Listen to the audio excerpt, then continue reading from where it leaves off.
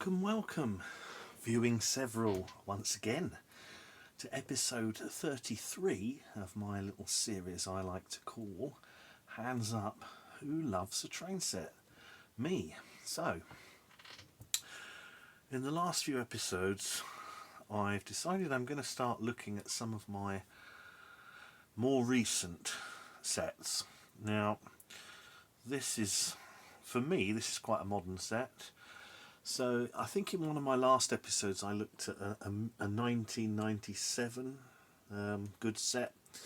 So I'm going to forward wind now 10 years to 2007, 2008, which is when the 2 years that this particular set appears in the Hornby catalogue.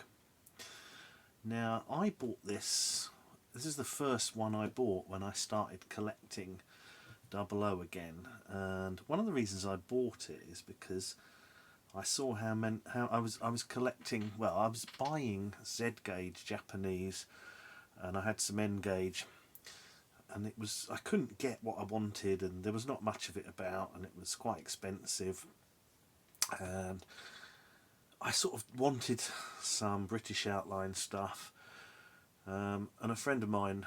I bought a set for a friend of mine, and I realised that second-hand 00 gauge, there's just so much of it that it just reignited my love for it, because it's what I had as a kid, 00 gauge stuff. Although I never had this type of loco. This came out in 1978. I had Ginties basically, and I'll talk about that more when I look inside. So yeah, this set, 2007-2008. What's interesting about this is after Hornby fully moved their production over to China in 1999. So this set is after they closed the Margate factory, and everything's now made in China. But when we look in the box, we'll see there's some slightly anachronistic things in terms of the branding, and we'll talk about that when we have a look inside. So let's go ahead and see what's inside. Before I do that, we'll have a little look at the box, because the box isn't actually is quite nice compared to some of the 80s boxes. This has got more information on it. It's a bit more exciting. It shows you the track map that you get, and it shows you the expansion possibilities and various other buildings that you could buy. It's got at this point they had things on the side that tell the contents and the picture, and you know, all the way around there's so this era, these boxes are quite nice, and as you can see, this is when they if I can get that in, they've gone to this style of box, which has got the Hornby rather than the Hornby Railways loco. So there we have it, and you may be able to see from that. That's the tells you the size there, which is, so I've got about 1 metre by about 80. So this is too big for this. So that's why I'm going to be using the smaller radius Hornby track, just to show this running.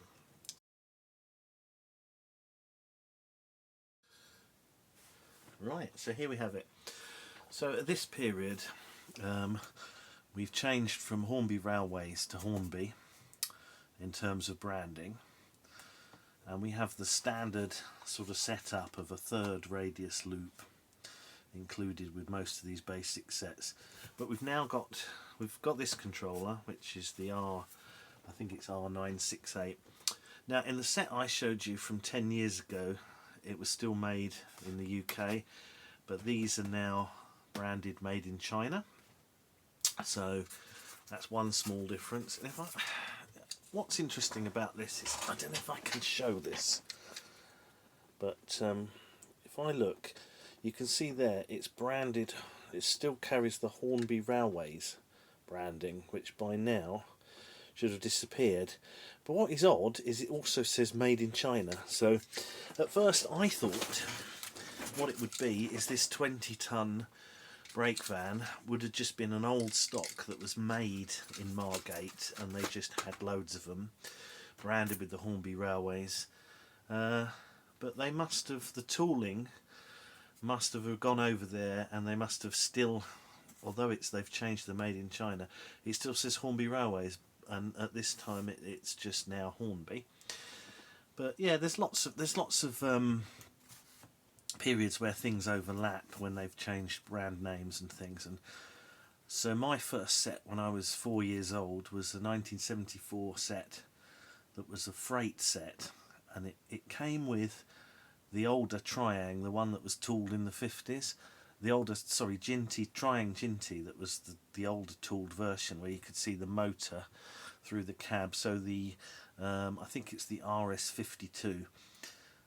But on mine, I remember even as a kid, it was marked underneath as Triang, even though at that point it was it had changed from Triang to Triang Hornby, and then to just Hornby Railways. So I think they were probably still using up, you know, parts at that point. So there's quite a bit of that. So these wagons, you've got this low-sided wagon in a sort of private livery. This one, you got what look like, the wheels look quite nice on these compared to some of the older ones.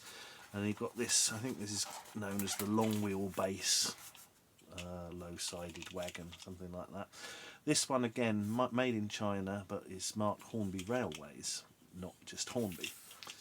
So even though this is 9 years, or 8-9 years after they've left Margate, it still says, and even longer since they, well, yeah, that's when they renamed to Hornby in 1999. So on the bottom of this one, this says Hornby, not Hornby Railways, made in China. So, but this is your classic Holden 101040. I've got quite a lot of these. This particular set, you can see it's in quite nice bright colours. This yellow plastic wagon is quite reminiscent of the original Meccano Hornby yellow wagon that you got in the 2006 two-rail goods set, which is where they first brought in the plastic wagons in the old Meccano Hornby stuff. And it's a very similar looking thing. So yeah, it's a really nice little set, and you do actually get a track mat with it. So let's just have a quick look at, you know, when I bought this, it was fairly it was in, you know, very good condition. And there's a lot of these sets for sale. You can see you get I got a big poster fold out thing, which is like a mini catalogue, which is quite nice to have. Then of course you've got your track mat. Now I've never used one of these, but I think they're a good idea. I think as a youngster, having this, provided you have enough space to lay it out flat, I think that's a really nice thing to have, because you've kind of got a background for it. If this desk was big enough, I'd probably show some of these track mats. I'd probably lay them out, but unfortunately it isn't. So I just wanted to show the set, and in the best way I can. Now that means I'm not going to be able to use this track, because this is third radius, or it must be third radius. It's going to be a lot bigger than I've got the space for on this desk. But if you've seen some of my other videos, I've got plenty of smaller radius loops. So I think the fairest thing to do is to use my Hornby first radius loop. There might be some straights in here. If there is, I'll stick those in. It's probably got the, let's have a look. Yeah, it's got the modern. So by this point, you have the track connector probably can't get this out, but that one with the, like I used on the last one, I probably won't need to pull that out. I'll probably just use the one on the straight that I've got set aside as a separate test running track. So I've got a number of different makes of track first radius that go on this desk that I use for this. But because this is a Hornby set, and to keep it fair, I will use the Hornby first radius. So we'll have a little run, and so I'm really, what I want to do is just show. This is now 2007, 2008. So we've shown 80s, 90s, and now this is noughties. And I'll also show the next decade on. I've got a starter set from there, and then when my new local freight set, whatever it's called, comes, that'll be brand new, and that can do for the 2020s. And then obviously I've shown 70s, 60s, and probably 1950s as well. So maybe I'll do a summary video of a good set from each decade. You know, at the end I can probably splice together footage from all these bits and just kind of do a comparison. But yeah, this is rather nice. I think I have run this on a first radius, so it should be okay. So let's set it up and see what it's like, shall we? Let's get it running.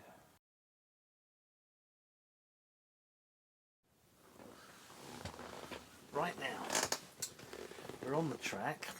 Now, what I like to do with some of these things is, because it's Hornby, and I've got lots and lots of bits in a box, I've added a point and a siding, and I've used a piece of the set, the set's own third radius track, just to do a siding. And I'm using my Gauge Master controller just because it keeps things fair, because I use it for most of my tests. But I have to say that those controls you get in this set are pretty good, to be honest. They're less good at controlling the loco at lower speeds sometimes, but I think overall they were a good era of controller, which maybe when we go forward 10 years to the next kind of decade of Hornby, we'll try the controller, because it's different and it's maybe not as good, although they're quite adequate, I think. Where I mark them down is if you're going to use them with older locos, but they were never, in all fairness, designed for that. So at this point, you're welcome to join me in a glass of crisp, refreshing beer if you want, or whatever you fancy. So let's start her up. So what I'm going to do is we'll bring her round, and yeah, that was right the first time, and we'll see if we can pick up the train. When they run quite well, that's what I kind of like to do. Okay, so let's pull her out.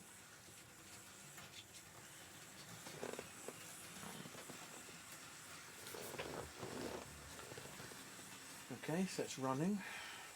It's a little bit jerky, so let's give her a speed up. Should probably improve with a bit of running in. I've sort of tested it without the train, just on its own, and it was nice, but it's struggling a little bit more with the train. So now I think we know not to go full tilt on these on a first radius by now. But we'll see if we can get. Yeah, that is full tilt, and yeah, this loco is more stable than the D-class industrial loco, and also those little Thomasy ones with the 040s. If you put them on full, you can get a wicket keeper's glove and catch them in the air on the corners. Actually, this is okay. Well, let's go a bit slower. Now, have I got... Yeah, we've got... I'm just going to get my West Hill Wagon Works decoupler.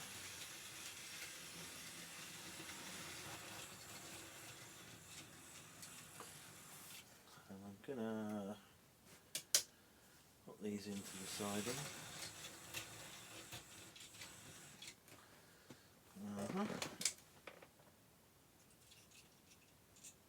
See if this will work. There we go.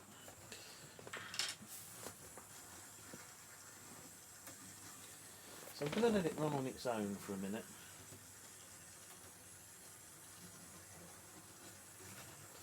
Yeah, it seems to have started to do, it's kind of that jerky movement. Now, I think what I'm going to do is, I did oil this, but it was probably a year ago. Let's apply a bit and see if it makes any difference, shall we? Right, so I just oiled the connecting rods and the gear and the axles a little bit. So let's just see if that helps.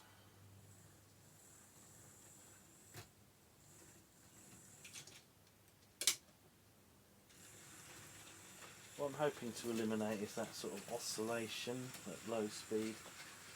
But I think these 040s, they do have that a bit, and that's fine.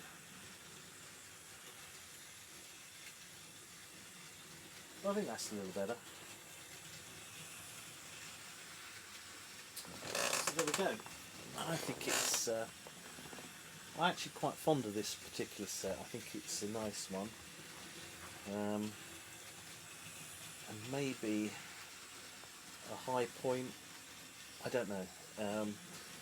As we go on, the next decade, costs mean that we get fewer wagons, so these type of sets, for example the Valley Drifter set, is basically the same set, but you don't get a brake van, and it may be that you've got a brake van with this because they still had loads of them left, I don't know, but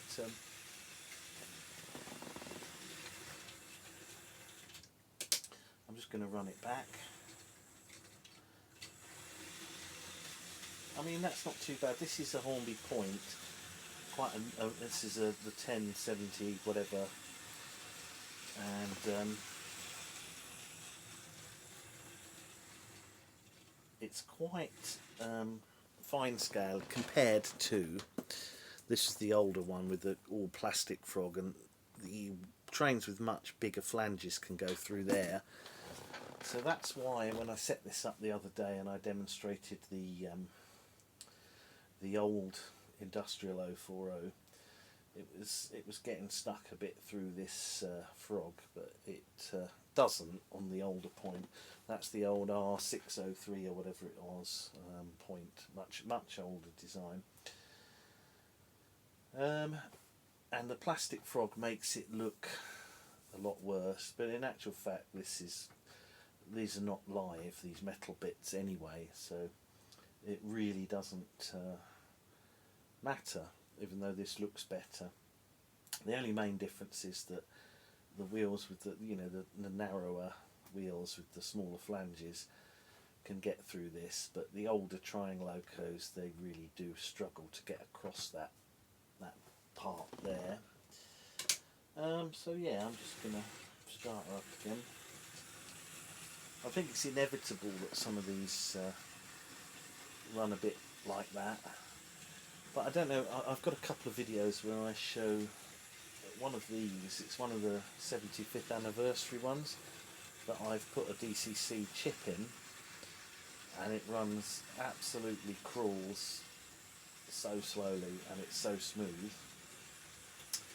And I've also got a more recent GWR livery one of these, which is DC, and that runs really well. I'm just looking up there to see if I can see it, but I can't see where it is, so I could run it, but I don't think I will because it'll take me a while to find it. But I think that's good enough. That's a fun little thing. So, as always, what I started doing now, I'm gonna take some closer shots